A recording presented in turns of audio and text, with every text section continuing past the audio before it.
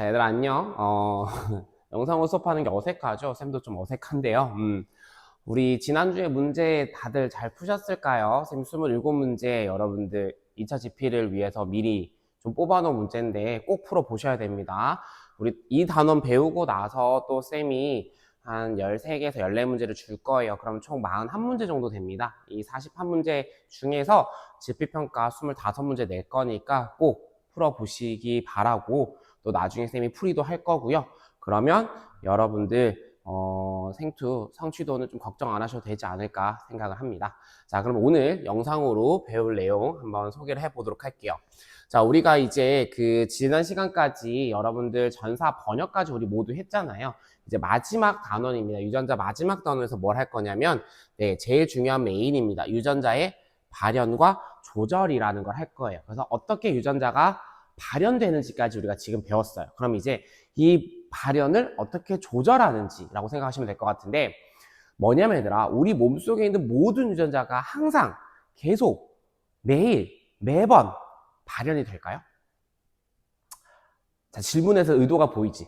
아니라는 거예요. 그래서 어떤 유전자는 특정 시기에만 발현되는 애가 있고요. 또 어떤 유전자는 특정 기관 또는 특정 세포에서만 발현되는 아이들이 있습니다.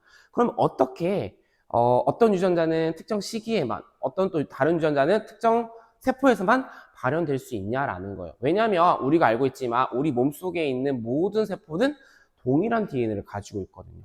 동일한 DNA를 가지고 있음에도 불구하고, 네, 발현에 차이가 있는 이유는 뭐냐면 바로 우리 몸속에서는 이 유전자 발현이 되게 정교하게 조절되고 있기 때문입니다. 그래서 이 조절의 관점에서 지금부터 볼 거고, 오늘은 원핵생물에 대해서만 보도록 할게요. 네.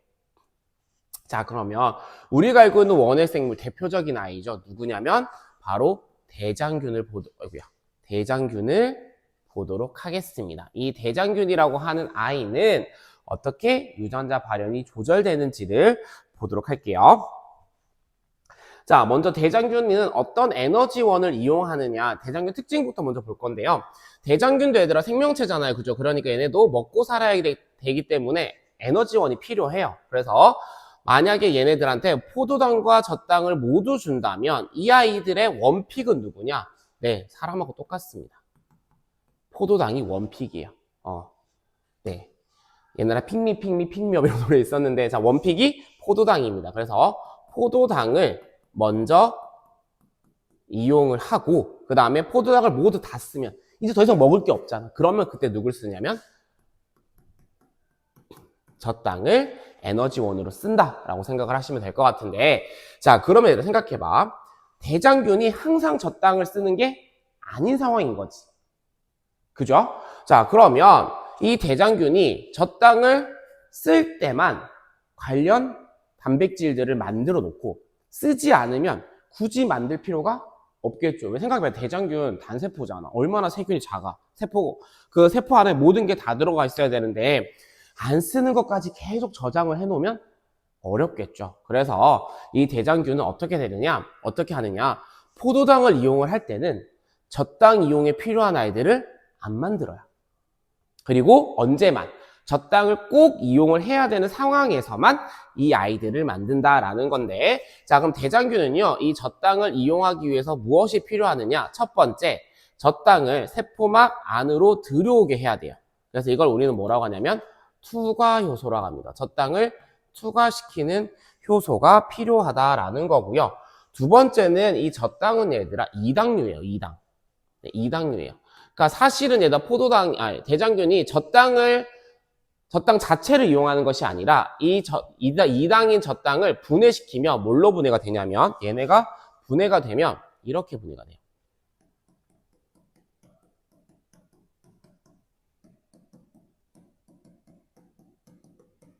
포도당과 갈락토스.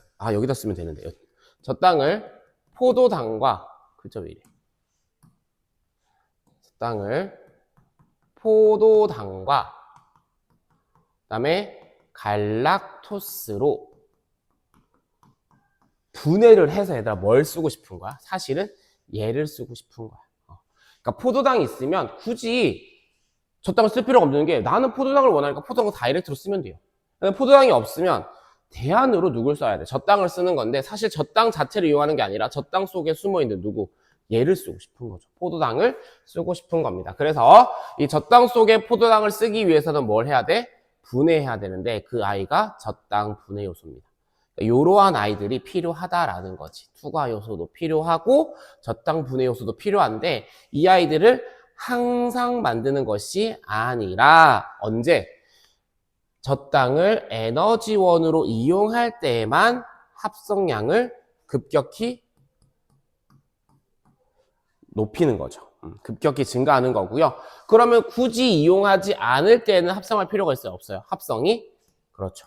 필요 없으니까 억제가 된다라는 거예요. 그래서 대장균도 이 젖당 분해 요소, 젖당 투과 요소와 같은 이러한 아이들을 항상 발현시키는 것이 아니라 언제? 본인이 필요할 때 발현, 필요하지 않을 때는 미발현, 억제 상태다라고 보시면 될 것 같아요. 자, 그럼 이러한 대장균의 이 조절 방식을 뭐라고 하냐면 이러한 아이들은 어떻게 조절되느냐? 네, 제일 첫 시간 했던 단위입니다. 원핵생물의 유전자 발현 단위라고 해서 쌤이 얘기했던 게 있는데 아마 아무도 기억 못할 거예요. 오페론이라고 하는 아이입니다. 오페론이 원핵생물의 유전자 발현 조절 단위라고 보시면 되겠는데 자, 어떤 의미냐면 하나의 프로모터와 여러 개의 유전자가 포함되어 있다라는 거야. 그 무슨 말이야, 얘들아? 우리 프로모터 앞에서 했잖아. 프로모터 역할이 뭐예요? 여기에 누가 달라붙어? RNA 중화효소가 달라붙죠. 자, 이 RNA 중화효소가 붙어요. 그러면은 얘가 쭉 읽어가면서 뭘 만들까?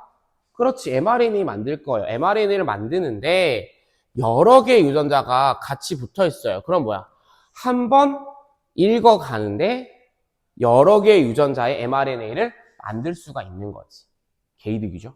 한 번에 여러 개를 만들 수 있으니까 이걸 우리는 이러한 조절 단위를 우리는 오페론이라고 부릅니다. 자, 그래서 이 오페론이라고 하는 조절 단위는 어디에서 나타나냐면 원핵 생물에서 나타나고요. 지금 보는 위에 쌤이 얘기한 것처럼 젖당 이온과 관련되어 있는 유전자를 포함하고 있는 오페론을 젖당 오페론이라고 하고 이러한 젖당 오페론 외에도 뭐 트립토판 오페론과 같이 다른 오페론들도 존재한다라는 것을 참고로 알아두시면 좋겠습니다. 근데 우리는 무엇을 배울 거냐? 네, 그 참고만 하고 우리는 메인은 UI 젖당 오페론을 보도록 할 거예요. 젖당 오페론을 좀 더 자세히 보도록 하겠습니다. 그러니까 요거 오페론의 의미 이해할 수 있겠어요? 요것만 좀 이해하면 돼요. 근데 어떻게 하느냐? 내가 필요한 것들을 하나의 패키지로 묶어 놓은 거야. 그 박스 안에 필요한 유전자들을 다 담아 놓은 거야. 그래서 테이프를 한 번만 쫙 뜯으면 RNA 중화효소가 하나만 쫙 긁어가면 내가 원하는 걸 다 얻을 수 있는 거고요. 필요 없으면 다시 어떻게? 다시 담아서 다시 밀봉해 놓는다 라고 생각하시면 될 것 같아요. 그래서 그 하나의 테이프가 어떤 의미냐면 하나의 프로모터다라고 좀 생각을 해주시면 되겠습니다. 자, 그러면 젖당 오페론이 무엇인지 한번 좀 더 디테일하게 보도록 할게요. 젖당은 영어로 얘들아 락토스예요. 그래서 락토스의 LAC를 따서 젖당 오페론은 락오페론이라고도 부르는데 얘는 어떤 아이냐? 아까 얘기했지. 여러 개의 유전자가 포함되어 있는 거라고요. 그래서 이것의 이용에 관련된 세 효소의 유전자가 담겨져 있는데 젖당 오페론이니까 뭘 이용해야 되겠어? 그렇죠. 젖당이죠. 젖당 이용에 관련된 세 효소의 유전자들을 가지고 있는 겁니다. 어디에? 하나의 프로모터 아래, 하나의 그 박스 테이프 안에 그 박스에 세 요소 유전자를 다 담아 놓은 거예요. 그래서 한 번에 뭐 할 수 있다? 발현을 할 수 있다. 또는 한 번에 억제할 수 있다. 이렇게 보시면 되겠죠. 그걸 젖당 오페론이라고 하고요. 자, 그래서 이 하나의 프로모터 아래에 이어져 있기 때문에 하나의 mRNA로 함께 전사된다라고 보시면 되겠습니다. 이게 좀 특징이죠. 그래서 하나의 프로모터 아래에 세 효소 유전자가 다 담겨 있으니까 한번 쫙 읽어가면 그 세 개 효소 유전자들이 송송송 다 담겨 있다라고 보시면 되겠습니다. 자, 그럼 그 세 개 요소는 무엇이냐? 네, 투과 요소. 아까 얘기했던 거, 그 다음에 젖당 분해 요소, 그리고 아세틸 전이 요소인데 기억할 것들 요 두 개가 조금 메인입니다. 투과 요소와 저당 분해 요소가 좀 더 직접적인 활용이다라고 생각을 하시면 될 것 같아요. 자, 그럼 저당 우표는 어떻게 생겨 먹었냐면 이렇게 생겼어요. 그래서 보시면 아까 얘기했지. 하나의 프로모터 아래에 이 저당요에 관련된 세 효소의 유전자 1, 유전자 2, 유전자 3이 이렇게 존재한다라는 거예요. 그래서 이 유전자들 이렇게 있다라고 보시면 되겠고, 얘네들은 저당용에 관련된 아이들이겠죠. 그래서 이렇게 존재한다라고 보면 되는데, 그러면 여기까지 이제 이해됐어요. 그럼 좀 더 디테일하게 보자라는 거야. 그래서 오페론의 정의를 보면 하나의 프로모터 아래에 유전자 1 관련된 유전자들이 이렇게 관련된 유전자들이 이렇게 존재하는데, 자, 이와 같이 오페론과 관련된, 오페론에 지금 얘는 저당 오페론이잖아. 저당 이온과 관련된 효소의 정보가 있는 유전자, 이 오페론과 관련된 유전자를 우리는 뭐라고 하냐면 여기 본 것처럼 구조 유전자라고 이름을 붙여요. 그러니까 뭐 저당 분해 효소 유전자, 구조 유전자예요. 저당 투과 요소 유전자, 구조 유전자예요. 알겠지? 그래서 오페론과 직접적인 관련, 오페론이 담고 있는 그 효소의 유전자, 오페론이 담고 있는 그 유전자를 우리는 구조 유전자라고 하고, 이 구조 유전자는 어디 아래에, 하나의 프로모터 아래에 붙어 있다라는 건데, 그 사이에 뭐가 있냐면 얘들아, 작동 부위라고 하는 아이가 존재해요. 작동 부위. 그래서 이 작동 부위는 뭐냐면 억제 단백질이 결합하는 부위예요. 자, 그럼 얘들아, 자, 느낌적인 느낌으로 추론을 한번 해봅시다. 억제 단백질이야. 뭘 억제하는 걸까? 그치. 이 오페론의 발현을 억제하는 거예요. 그렇다는 말은 뭐야? 이 작동 부위에 억제 단백질이 붙어 있다. 여기에 만약에 이 작동 부위에 억제 단백질이 붙어 있어요. 그럼 발현할 수 있을까 없을까? 그렇죠. 삑 못하는 거지. 그런데 이 억제 단백질이 붙어 있지 않으면 뭐 할 수 있다? 딩동댕 하고 이렇게 뭐 할 수 있어요? 작동을 할 수 있다. 이렇게 보시면 되겠습니다. 그게 어디에 존재하냐면 프로모터와 구조 유전자 사이에 존재한다라는 거고요. 혹시 프로모터 까먹진 않았겠죠? 프로모터의 의미 RNA 중합효소가 결합합니다. 그래서 여기서 전사가 시작된다라고 했습니다. 그래서 여기까지 지금 쌤이 표시한 요 아이들, 자, 프로모터, 그리고 작동 부위, 그리고 구조 유전자, 요렇게 세 가지를 묶어서 우리는 뭐라고 하냐면 오페론의 구조다라고 불러요. 오페론의 구조. 네, 오페론의 구조다라고 보시면 될 것 같고요. 자, 그런데 그림에서 들어봐. 오페론이 아니, 그럼 쌤, 쟤는 뭐예요? 바로 누구누구? 요 아이. 쌤, 얘는 뭐예요? 아이고야. 자, 요 아이는 뭐냐면 조절 유전자라고 하는데요. 조절 유전자. 얘는 무엇은 아니지만, 오페론은 아니지만, 오페론의 구성 성분은 아니에요. 아이고, 예쁘게 동그라미가 안 되네. 자, 얘는 조절 유전자는 오페론의 구성 성분, 오페론의 구조는 아닙니다. 하지만, 왜 얘기를 해야 되느냐? 이 오페론 발현에 중요한 아이거든요. 그럼 쌤, 대체 조절 유전자가 어떤 역할을 하나요? 라고 보면은 요 역할을 합니다. 조절 유전자에는 어떤 정보가 담겨 있냐면, 보일까요, 얘들아? 네. 어떤 정보가 담겨 있다? 억제 단백질 정보가 담겨 있어요. 지금 무슨 말이냐, 얘들아? 이 조절 유전자로부터 요 조절 유전자로부터 뭐가 만들어진다? 억제 단백질이 발현된다라는 거지. 네. 아이, 다 지워버렸어. 난 죄만 없애고 싶은데.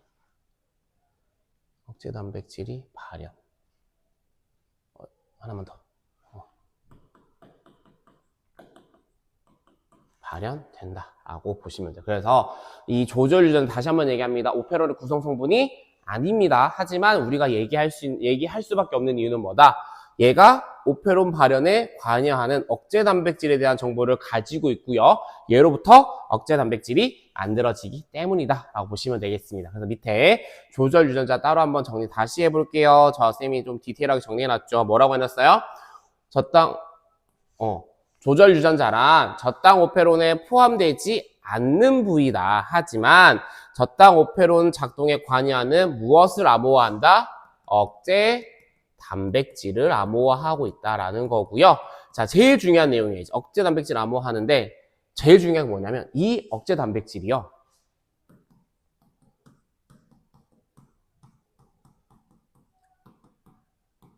자, 이 조절 유전자가 멀쩡하면, 얘가 문제만 없으면 어떻다?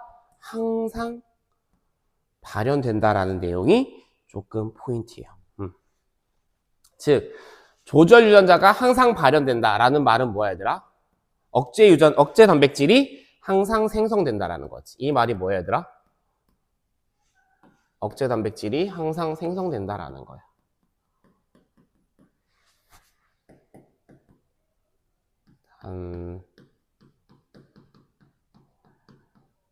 질이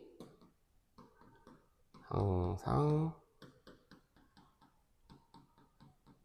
생성된다라는 것이 조금은 포인트다라고 생각을 해주시면 되겠습니다. 그래서 이 조절 유전자는 얘만의 프로모터가 따로 있고요. 얘만의 어떤 모든 것들을 따로 갖추고 있어서 이 오페론과는 따로 돌아가지만 얘로부터 항상 만들어지는 이 억제 단백질이 이 오페론 작동을 결정하기 때문에, 작동 여부를 결정하기 때문에 우리가 빼놓을 수 없는 아이다 라고 좀 생각을 해주시면 될 것 같습니다. 자, 그러면 이제 우리는 어떤 걸 배울 거냐? 언제 작동하고 언제 작동하지 않는지를 한번 보도록 하겠습니다. 네, 잠시만요.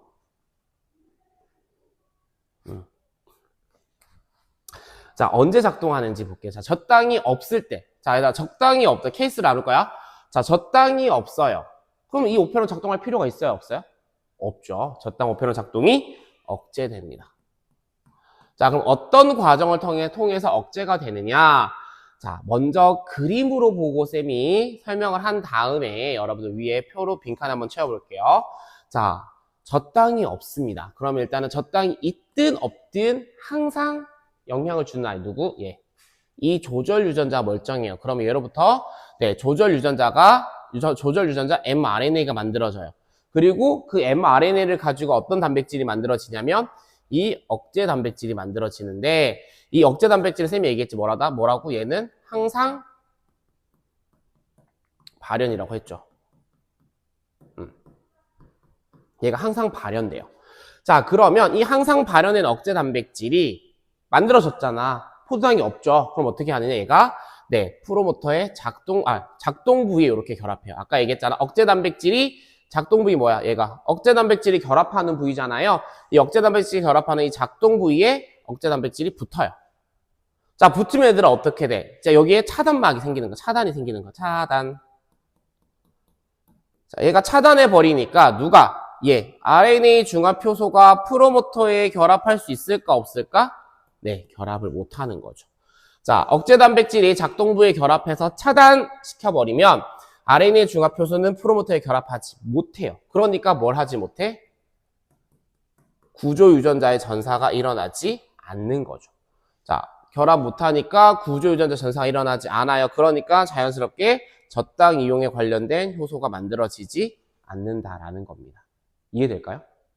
어렵지 않아요, 얘들아? 자, 젖당이 없을 때 어떻게 한다? 억제 단백질은 항상 만들어지고 그 항상 만들어진 억제 단백질이 작동부에 결합해서 차단시킨다. 그러면 RNA 중합 효소가 프로모터에 결합하지 못해 구조 유전자 전사를 하지 못하고, 따라서 젖당 이용에 관련된 효소가 합성되지 않는다라는 이야기입니다. 자, 요 내용을 요 내용을 그대로 위에 한번 정리를 해볼게요. 자, 말로 한번 정리해 보겠습니다. 자, 항상 발현되는 억제 단백질 어디에 결합을 한다? 그렇죠. 작동 부위에 결합을 합니다. 자, 그러면 이 영향으로 인하여 RNA 중합 효소가 어디에 결합하는 것을 방해받아요? 그렇죠. 프로모터에 결합하는 것을 방해받고요. 그러다 보니 구조 유전자에 뭐가 일어나지 않는다? 전사가 일어나지 않는다. 이렇게 정리를 하시면 될 것 같아요. 자, 그러면 넘어가서 다음 페이지입니다. 그럼 이제는 뭐가 적당히 있을 때 얘기를 해야 되겠죠. 자, 그런데 적당히 있을 때 하나 더 존재 조건이 붙습니다. 자, 뭐냐면, 자, 볼게요. 자, 적당히 있을 때 당연히 적당 오페론 작동이 돼야 되는데 하나 더 조건이 있어야 돼. 적당은 있는데 얘는 없어야 돼. 그 아이가 누굴까? 그렇지, 포도당. 자, 아까 얘기했잖아. 포도당과 젖당이 모두 있으면 대장균은 뭘 쓴다? 포도당 쓴다고요. 그러니까 할 필요가 없는 거야. 그러니까 젖당만 줘야 되는 거지. 포도당 없이 젖당만 줬을 때 이 젖당 오페론이 어떻게 된다? 작동이 활성화된다라는 거죠. 이 젖당 오페론 작동이 활성화되는데 그 과정은 어떻게 되느냐? 자, 그러면 딱 하나지 얘들아. 뭐만 못하면 돼? 억제 단백질이 그렇죠. 작동부의 결합을 못하면 되잖아요. 자, 그걸 못해요. 왜 그러냐면, 자, 볼게요. 자, 항상 발현되는, 자, 여기 뭐였지? 조절 유전자였지. 자, 없으니까 쌤이 그냥 쓸게요. 자, 조절 유전자는 항상 발현됩니다. 항상 mRNA 만들어지고요. 그로부터 항상 억제 단백질이 만들어져요. 자, 그런데 젖당이 없을 때와 달리 젖당이 있을 때는요. 자, 젖당이 조금 바뀌어요. 우리 여기 젖당이 살짝 바뀌어서 모양이 바뀌는데 그걸 우리가 젖당 유도체라고 해요. 그러니까 얘와 얘는 약간의 차이입니다. 아시겠죠? 얘와 얘는 약간의 차이가 있어요. 그래서 우리가 이름을 젖당 유도체라고 부르는데 여튼 젖당이 있으면 이 젖당이 살짝 바뀌면서 젖당 유도체가 되는데 이 유도체가 어디에 결합할 수 있냐면 억제 단백질이랑 결합할 수 있어요. 자, 억제 단백질이랑 결합하면서 어디가 바뀌어요, 얘들아? 보여요? 그림에서 보시면 지금 여기 얘 모양이 지금 얘들아 결합하기 전 결합한 후 하면은 이 지금 약간 뭐야 콘센트 모양 플러그 모양이라고 해야 될까? 요 모양이 지금 뒤틀렸죠. 자, 근데 이 플러그 모양이 왜 중요했냐면 이 플러그 모양이 뭐랑 비슷해? 뭐에 비슷해? 플러그 모양이 얘들아 여기 보시면 작동 부위에 결합하는 모양이었어요. 사실 이 억제 단백질 요 플러그 모양 요 단백질 모양이 작동부에 결합하는 모양이었는데 자, 젖당 유도체가 결합을 하니까 어떻게 돼? 그 모양이 변형이 된 거야. 그러니까 변형이 되니까 뭐 할 수가 없어? 이 작동 부위에 이 변형된 모양으로는 이 작동 부위에 결합할 수 있다 없다? 없다라는 거야. 아하, 억제 단백질이 더 이상 뭘 막지 못해.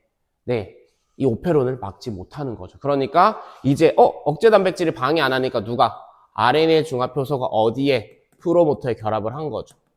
그러면서 빵 하고 지나갑니다. 쭉 지나가면서 뭘 구조 유전자들을 전사를 시켜서 mRNA를 만들었고요. 이 mRNA에 쌤이 얘기했잖아. 1, 2, 3 다 있지. 그래서 1에 대한 효소, 2에 대한 효소, 3에 대한 효소를 한 번에 다 만드는 거죠. 이렇게 한 번에 만들어서 젖당을 분해한 다음에 에너지원으로 이용할 수 있다. 이렇게 보시면 되겠습니다.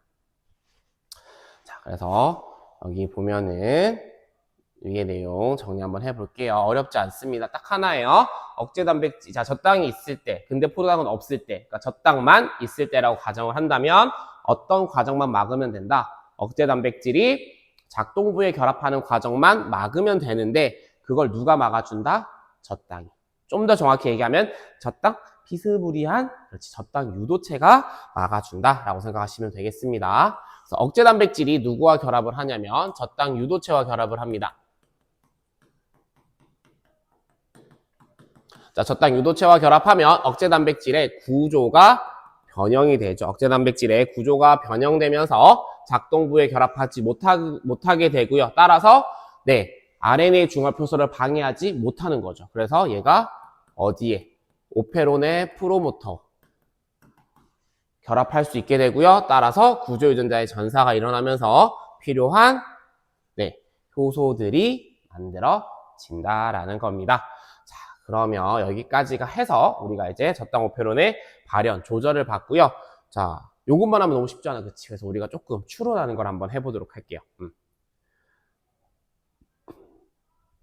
자, 젖당 오페론의 돌연변이를 한번 보도록 하겠습니다. 한번 해보고 들으면 좋은데, 그죠? 잠깐 끊고 한 5분만 풀어볼래요? 네. 자, 끊고 5분만 풀어보도록 하겠습니다.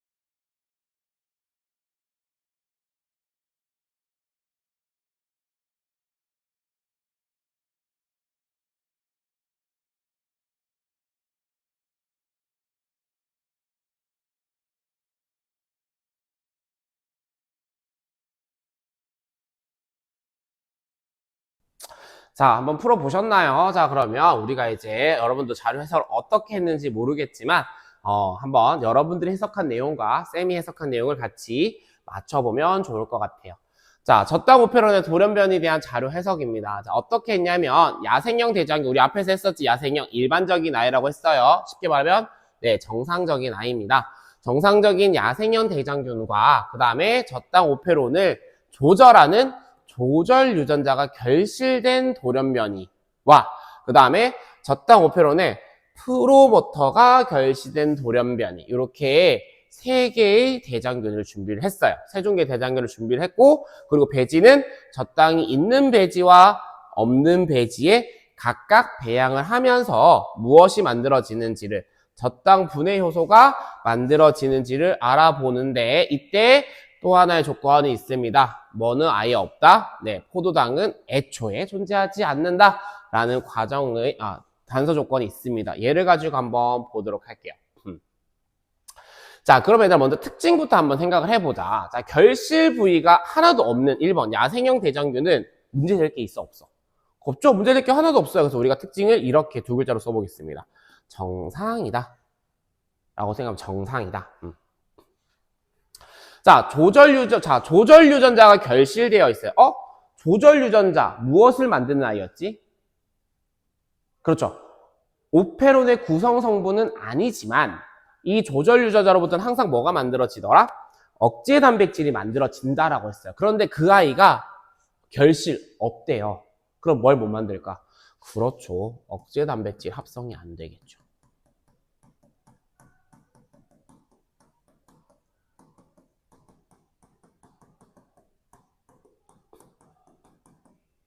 자, 요런 특징이 있습니다. 자, 세 번째 아이는요, 프로모터가 결실됐어요. 자, 프로모터는 어떤 아이였지? 오페론의 구성 성분이면서, 그렇죠. RNA 중합효소가 결합하는 자리인데 그 아이의, 그 자리가 결실됐어요. 그러면 어떤 일이 있을까? 그쵸. 네. RNA 중합효소가 결합할 수 있어? 없어? 없지. 내가 앉을 자리가 없어졌는데, RNA 중합효소가, 프로모터에 결합하지 못합니다.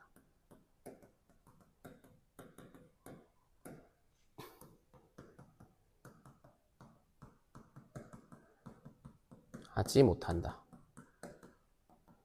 즉 다른 말로 하면 뭐냐면 얘들아 전사가 안 된다라는 거. 전사가 안 된다. 자, 이러한 특징들이 있다라는 가지고 한번 합성 여부를 판단해 볼게요. 자, 먼저 저당이 없을 때 얘들아. 자, 저당이 없을 때를 생각해보면 저당이 없을 때 굳이 저당 분해 요소 만들 필요 있어요? 없어요? 없죠. 당연히 안 만들어지죠. 그죠? 자, 그 다음에 어떤 애부터 해볼까요? 자, 저당이 있을 때는요? 멀쩡하면 저당이 있을 때는 이용을 해야 되니까 당연히 만들어지겠지. 자, 그 다음에 두 번째입니다. 조절 유전자가 없어졌어요. 그래서 억제 단백질이 합성이 안 됩니다. 그럼 얘들 억제 단백질이 합성이 안 된다라는 말은 무슨 말일까? 오페론을 조절할 수 있다 없다? 없다. 어떻게 조절할 수 없다? 야, 하지 마 라고 얘기할 수 있는 애가 아무도 없는 거죠. 이 억제 단백질이 야, 하지 마, 아니야, 해도 돼, 이거를 조절해 주는데 얘가 없어요. 억제 단백질이 없어요. 그럼 얘가 없으니까 얘는 하지 마라고 얘기해 줄 사람이 아무도 없는 거예요. 그러니까 뭐 할까 얘는 항상 발현을 시키는 거죠. 항상. 그러니까 있을 때는 당연히 하는 게 맞겠지. 그런데 없을 때 하지 말라고 억제 단백질이 해줘야 되는데 억제 단백질이 안 만들어지니까 아이 나 몰라 할래 이렇게 되는 거예요. 그래서 둘 다 만들어지는 거고요. 자, 세 번째입니다. 이번에는 뭐야 얘들아? 전사를 못해요. 그럼 무슨 말이야 얘들아? 효소를 만들 수가 있다 없다? 없다라는 거야. 그러니까 언제 없을 땐 당연히 없다고 봐야지만 뭐야 있을 때도 못 만드는 거죠. 그러니까 이해되시나요? 차이점? 그러니까 억제 단백질이 없으면 없을 때 막아줘야 되는데 못 막아준다라는 거죠. 없을 때 막아줘야 되는데 못 막아준다라는 거고요. 그리고 프로모터가 없으면 있을 때 만들어줘야 되는데 못 만들어준다라는 겁니다. 이러한 차이가 있다는 것을 좀 보시면 좋을 것 같습니다. 자, 다들 맞춰보셨나요? 자, 어렵지 않아요, 얘들아. 이 내용 정리 잘 해놓으시고요. 자, 그 다음에 또 다른 자료를 한번 보도록 하겠습니다. 자, 대장균 에너지원에 따른 증식인데요. 아까 얘기했지만 얘들아, 대장균은요, 포도당도 좋아하고 젖당도 좋아하지만 둘 중에 원픽이 누구다? 그렇죠. 핑미. 자, 포도당입니다. 그죠? 포도당이 원픽이고요. 자, 1순위, 그리고 없으면 젖당을 쓴다. 이렇게 생각하시면 될 것 같아요. 자, 그러면은 포도당과 젖당을 모두 포함한 배지에서 대장균을 키웠더니, 자, 대장균 수가 어떻게 되는지 한번 보도록 하겠습니다. 자, 대장균 수 볼게요. 어떻게 돼요? 자, 1번 첫 번째 증가합니다. 증가하다가 2부 구간으로 가면서 정체 구간이 발생해요. 더 이상 다시 안 늘다가 다시 3구간에서 네, 올라가고 있죠. 자, 그런데 여기서 또 하나의 특징. 자, 그럼 특징 한번 정리해 볼게요. 2번 구간 정체. 즉 수가 늘지 않는다라는 거고요. 또 1과 3의 특징은 뭐가 차이지, 얘들아? 기울기 차이, 기울기. 기울기. 얘네들은 무슨 차이다? 기울기 차이. 누가 더 가파르게 증가해요? 1이 더 가파르게 증가하죠. 가파르다는 말은 뭐야? 시간 대비 증가하는 대장균의 수가 뭐하다? 많다라는 거고요. 더 효율적인 에너지원을 쓰고 있다라고 좀 보시면 되겠습니다. 그래서 이 기울기가 사실은 대장균의 생장 속도라고 본다고 하면 1 구간은 생장 속도가 빠른 거고요. 3 구간은 1 구간에 비해서는 생장 속도가 느린 구간이다라고 보시면 될 것 같아요. 자, 그럼 1 구간 가파르게 생장할 수 있는 이유, 생장 속도가 빠를 수 있는 이유는 무엇을 에너지원으로 이용하기 때문이다. 그렇죠, 원픽이죠. 바로 포도당입니다. 자, 포도당을 원픽을 이용하기 때문에 빠르게 증식을 할 수 있는 반면, 자, 그러다가 구간 2에 접어듭니다. 자, 그럼 왜 정체가 일어날까? 있던 포도당 다 쓴 거죠. 포도당이 고갈된 상태예요. 그럼 이제 뭐 써야 돼? 젖당 써야 되잖아. 근데 젖당이 필요한 거 미리 만든다? 아니지. 언제? 포도당이 없을 때, 그리고 젖당만 있을 때 뭐 해야 돼? 만들어야 되잖아요. 이제 뭐가 작동하기 시작하는 거예요? 이 구간에서 젖당 오페론이 작동하는 겁니다. 그래서 젖당 오페론이 작동해서 이 젖당 이용에 관련된 효소 합성이 증가할 때까지는 약간의 정체기가 있다라는 거고요. 자, 그 정체기를 지나면서 뭐 하게 됐어? 정체기를 지나면서 뭐 했어요? 필요한 아이들 다 만들었지. 그럼 이제 3 구간에서는 뭘 이용할 수 있다? 그렇죠. 젖당을 에너지원으로 이용을 하면서 다시 수를 늘리는 거죠. 근데 차이는 뭐야? 포도당보다는 약간 효율이 떨어졌다라는 걸 알 수 있다. 뭘로? 아까 얘기했지, 기울기. 생장 속도가 차이 나는 것을 가지고 우리는 이야기해 볼 수가 있겠습니다. 자, 그럼 여기서 하나 질문. 자, 이 그래프 계속 올라갈까요? 그렇지, 아니죠. 얘도 뭐야? 젖당 다 쓰면 다시 정체가 될 수 있겠죠. 쭉 가다가 정체가 되고 영양분을 더 주지 않으면 다시 이제 오히려 사멸할 수도 있는 그러한 그래프로도 해석을 해볼 수가 있겠습니다. 자, 여기까지 해서 얘들아, 우리 원핵생물의 유전자 발현 조절, 그 대표적인 아이로 대장균, 그리고 그 아이가 갖고 있는 젖당 오페론을 가지고 우리가 지금까지 이야기를 했습니다. 자, 그러면 얘들아, 우리 19쪽 가면은 뭐가 있냐면 개념 확인하기가 있어요. 자, 1번부터 10번까지가 있는데, 자, 지금부터 풀어보시고요. 그리고 요 내용은 쌤이 다시 다음 시간에 복습을 하면서 다음 시간에 하나씩 맞춰보면서 복습하면서 그 다음 내용 이어나가도록 하겠습니다. 네, 오늘 수업은 여기까지 하도록 하겠습니다. 안녕.